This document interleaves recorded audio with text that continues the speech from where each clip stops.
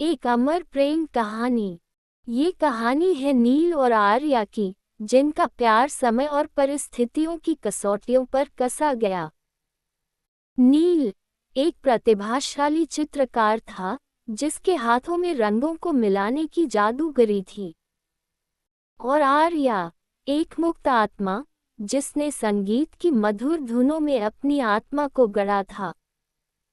उनकी मुलाकात एक सामान्य दुर्घटना में हुई, जब नील की पेंट ब्रश आर्या की नोटबुक पर गिरी और उसमें रचा बसा संगीत रंगों में बहने लगा।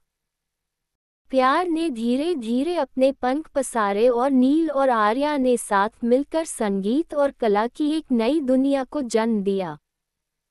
लेकिन कहानी में तब मोड़ आया जब आर्या को पता चला कि उसे विदेश में एक संगीत कार्यशाला के लिए चुना गया है।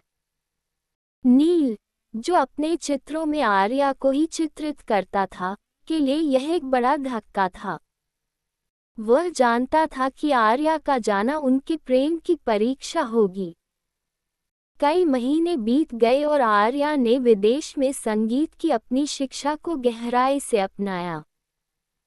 वहीं नील, उदासी और अकेलापन महसूस करते हुए, अपने चित्रों में वही प्रेम प्रकट करने की कोशिश कर रहा था, जो आर्या के सानिध्य में उसे महसूस होता था। आर्या ने अपनी संगीत यात्रा को पूरा किया और वापस आ गई।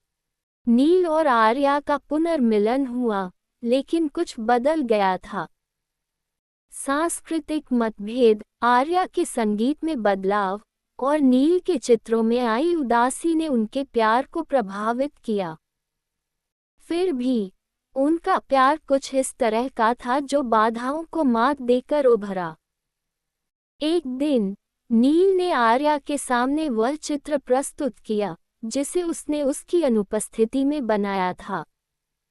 आर्या ने उसमें अपने लिए नील की गहरी उदासी और प्यार को महसूस किया। उसी पल आर्या ने एक ऐसी धुन बजाई, जिसमें उसने अपने दिल के हर कोने से नील के प्रति अपने प्रेम को व्यक्त किया।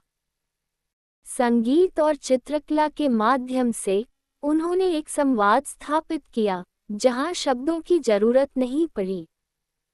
कहानी समाप्त होती है, लेकिन उनका प्यार एक नया आयाम पा चुका था। एक ऐसा प्यार जो उनकी रचना, उनके संगीत और उनके चित्रों में अमर हो गया था।